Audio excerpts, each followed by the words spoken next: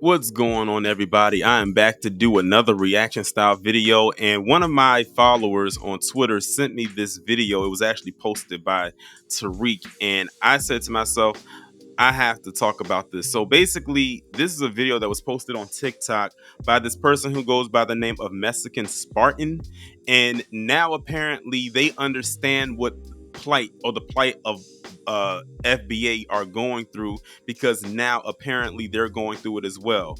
In the video, just to give a summary, he's going to talk about like how he didn't believe what black people were talking about when it came to police brutality and white supremacy and all of these things, mainly because they thought we were making it up or embellishing it. And the crazy part about it is his group is not the only one that believes it. But this goes back to something I've always said: they'll never believe white supremacy exists until it actually touches them or they see it for themselves when it's happening, and then that's when they be like, oh, now we believe you. It's like, did you not understand what we were talking about, or did you not see it with us when we was going through it? But then again, a lot of them like to play the part of being on that other side with them folks, and then when it happens to them, now they want us to somehow come together. That's just a summary of what is going to be said in the video. The video is nearly 3 minutes long, so let's not waste any more time and just hop into it. Now I can empathize and sympathize with the black community. I've never been able to do that before, because I would hear them say things like, oh, we walk down the street and we get profiled, and cops will just suddenly stop and frisk or whatever just because of the color of their skin. And I always thought, like, it's a little bit of a stretch. It feels like a little bit of a stretch. That person must be doing something, right? And obviously I've never experienced that before. I've never felt that way before and stuff. So already right there, you can see, you hear it. He's saying that basically, like I said in the summary, that we were embellishing what was going on with us. Like, he couldn't believe it because, again, it wasn't happening to him per se. He would only see it happening to us. So by default, we just had to be making it up. We just had to be over exaggerating. It's just no way that this nation that we live in, that has portrayed itself as being equal and doing the whole equality thing, could possibly do this to one of its group. It's just no way possible that could actually happen, even though you clearly see it with your own two eyes. Now, I don't know how old this man is, but he looks like he might be in his maybe mid-30s, maybe close to 40s. So he has to be, I would say, in the millennial age range, which means he's around my age bracket. He's in my generation. So how he doesn't see it, I'm not sure. But then again, I also don't know if he was born here or if he immigrated here too. So that's another factor in it as well. And so I always thought, like, ignorantly, by the way, on my part, thinking like, I think you guys are, because I'm brown, I've never felt that and stuff like that. I'm also. Now listen to what he just said. I'm brown. This is why, again, I told y'all we don't do that black and brown stuff. Look at what he just said. But then again, I'm brown. I never felt that. See? But they want us to be so close knit all the time. I tell you, our plights are not the same. I get tired when people like this guy right here, which he's going to do, and even some of our own try to do the black and brown thing. It's not happening. And I'm not saying you can't have friends of other groups. I'm definitely not saying that, because naturally that could possibly happen. But to think that you're going to get together and do this kumbaya thing, especially when it comes to dealing with white supremacy in particular, it's not going to happen, because we deal with white supremacy very differently. We're neighbors of white supremacy and have been since the inception. People like this dude, they're just now getting a taste of it. That's why he's sitting on here saying that, oh, I thought black people were just exaggerating. Oh, I thought they were just embellishing. There's no way it can be that bad, because now they're just now getting a taste of what we've been dealing with. And to be honest with you, it's going to take a few decades for them to actually really experience what we've been dealing with for centuries, maybe even longer. And you know what? Maybe that's what needs to happen for them to actually understand it. And even after it's all said and done, we still can't be a unit. Minority. But now, with us, it wasn't the cops. Cops aren't just randomly to go and checking in the past. But now it's our turn, right? Now we feel it. Now we feel like, crap, can I just go down the street? Do I need my paper? It's like, why are you stopping me? I'm a U.S. citizen. We're not doing anything wrong. And now we're being persecuted. Oh, see, there it is now. There it is. See, it wasn't a problem when it wasn't happening to you. And that's the point that I'm making, and many other people are as well, because I went to his TikTok page and I looked at the comments and people was going at him about this. It wasn't an issue when it was happening to you. When it was happening with us, you could care less because it wasn't happening to you. But now that it's something that's starting to bleed over into your community, and we told people this, once they got tired of going after us, and trust me, they'll never get tired of that. As long as white supremacy is a thing, it'll never be, they'll never stop. But it's going to eventually seep over and bleed into other communities that are non-white. And looking at this guy right here, he's definitely not what you would call the white Latino, because he couldn't even pass. Like, look at him. So he definitely would have a target on his back. So now you see it because it's happening to you, but you didn't see it when it was happening with us. That's a difference between a co-colonizing cohort and an ally, which this guy definitely does not fall into the category of. He definitely falls into the former, definitely not the latter. And so now I'm thinking, like, crap, this is what the black community meant, you know? And I kind of feel bad. Well, I don't kind of feel, I feel bad because I never really could understand where they were coming from or where you guys were coming from. But I can assure you that now that it's here with us too, it's like, crap. I honestly, legitimately didn't think it was real. And I got a question. What made you think that it wasn't real? I mean, I'm sure have been plenty of examples to show you that it was indeed real. I mean, we know what his wake up call seemingly possibly could have been, but then again, he doesn't really go into detail, but I can just about guess it's probably with everything going on with ICE and everything. But it was so many examples that were going on even before Trump got into office the first time. We can go back to with Obama's second administration back in 2012, like with Trayvon Martin on forward. Like I said, I don't know if this guy immigrated here in the last decade or so or more, or if he was born here. If he was born here, I definitely don't know how he missed all of this. But again, he had his blinders on and didn't care. You know what? I'll go even further and say this. It's not that he didn't understand it, it's that he didn't care. That's where I'm more leaning towards. He didn't give a damn. He saw it was happening to black people and said to himself, it ain't me, so why should I care? And this is exactly why we not doing that black and brown thing. Because guess what? It's happening to him now. Why should I care? Why should we care? As far as I'm concerned, this is a you problem. Now you've got to fix your problem. Don't lean on us.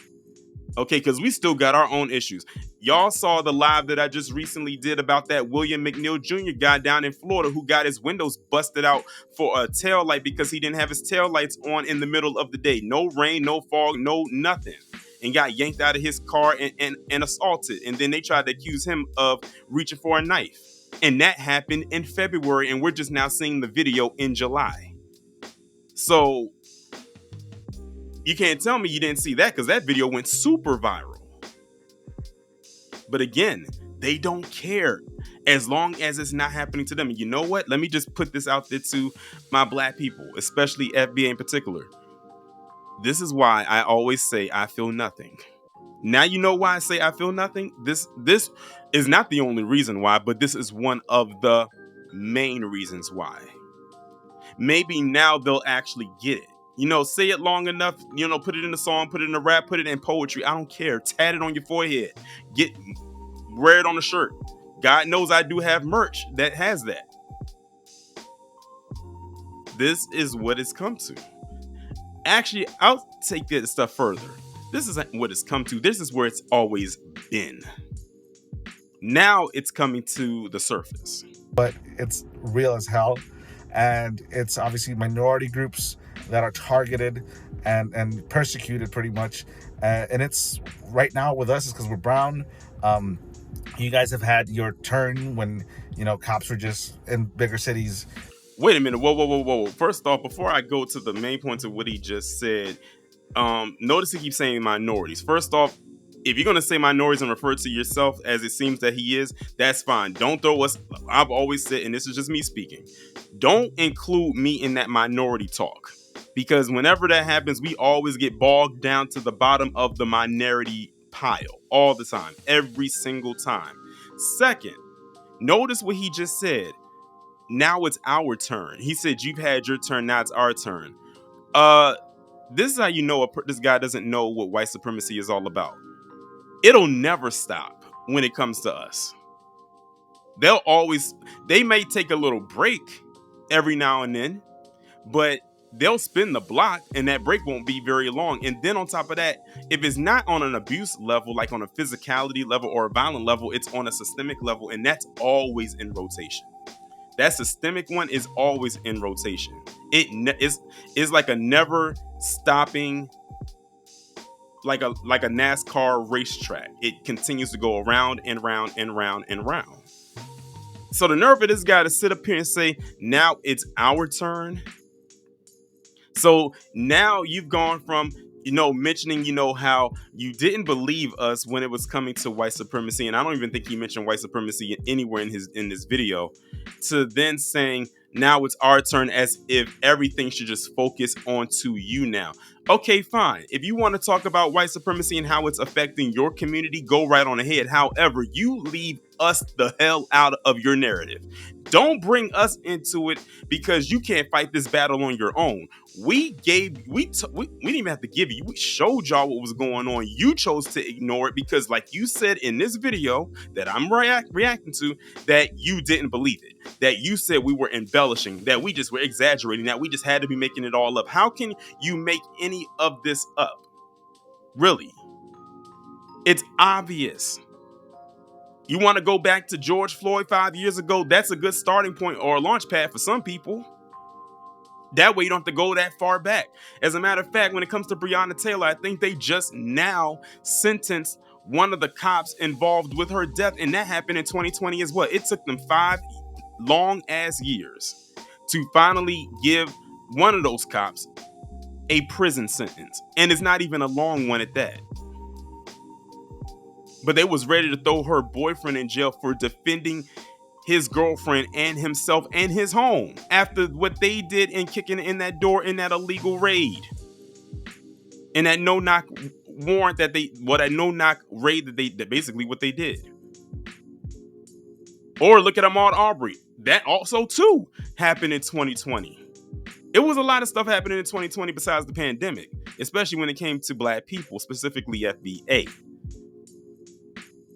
And it was a plethora of things that happened throughout the rest of the year and even the years that followed. That's if only you don't want to go too far back. We don't want to fry your brain and, mess up the molecules with your memory and your membrane. Urban areas stopping disproportionately, the black community and stuff.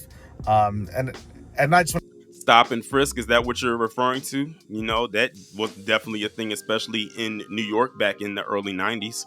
It's crazy to believe. I think it was like around 93, 94. You're talking about 30 some odd years ago since stop and frisk began under Rudy Giuliani. to say, I guess now I understand. I think moving forward, there's going to be a little bit more unity. No, it won't. That's the part that I was waiting for y'all to get to. Was this part right? He says, going forward, I guess there will be a little bit unity. Sir, you guessed wrong. Don't think that black people are going to just start unifying with you all of a sudden because stuff is starting to happen with you now. Where were you then when all of this stuff was going on? There's a plethora of ways that the so-called black and brown thing could have worked, but the thing is, black people wanted it and was willing to want it to work. Y'all were the ones that did not want to assist with that. And now, after so many years and black people finally waking up to it all, we're saying no. And you are going to have to fight your own battles on your own, the same way we've had to fight our own battles and still are. That's how we know how to deal with white supremacy, because not only we can define it, but we are now finding ways to combat it. Y'all are new to this. We are true to this. Because we now can see where you guys are coming from, or at least I can, And so, yeah, guys, I just want to say sorry for being ignorant before, but I hope this unites all communities, not just minorities, and call out things for what they are. Yeah. Whatever. I- he can keep that. Like it's pointless at this point. It is so pointless. And by the way, that's the end of the video. Why bother? It's no point. We're not going to unify, and that's fine. What y'all can do though is y'all can unify amongst each other, and instead of coming at us and aligning yourselves with the same people that came or consistently coming at us as FBA, why don't y'all unify with each other and combat against your enemy? Because it seemed from this video, it seems like we might have a common enemy, but for different reasons. So you can fight against them. And if it's on the deportation thing, then you better check your damn documents and see if they all clear. Because one thing I've been seeing is the narrative that, the whole deportation thing, they've been trying to compare it to Jim Crow and slavery. I'm like, how? How? That's another thing. The bad faith arguments and these bad lopsided comparisons that don't make a lick of sense. Also, you can try to compare to our plight, not only just compare to it, but also try to topple it or eclipse it with these weird narratives. Like, what is wrong with you? Y'all got a lot of nerve. So, to this guy, this Mexican Spartan individual, we don't need unity from you. You've already drawn your line in the sand before you made this video. You already shown how you felt before you got on here and on your TikTok and pressed record and decided to make this video, when you said that you didn't believe black people when they were saying stuff was going on with them, or that we were lying, or we were overblowing things, or making a big deal out of nothing and whatnot, which means you was aware of what was going on with us, but you just looked in the other direction and you didn't care. But now that it's seemingly happening to you, you want us to stop what we're doing, whether it's still combating or progressing, and then put on the boots to come run your way and help you out with your fight. And then what do we get in return after that? A swift kick in the ass? A sign on our face, on our forehead that says, "Got you, sucker"? No. You are going to deal with your open enemy by yourself. We're done. We are tired. We literally are tired. You will fight this battle on your own. And that's all there is to it. That's going to bring this video to a close. Y'all let me know what y'all think down in the comments, and I will talk to you in the next one.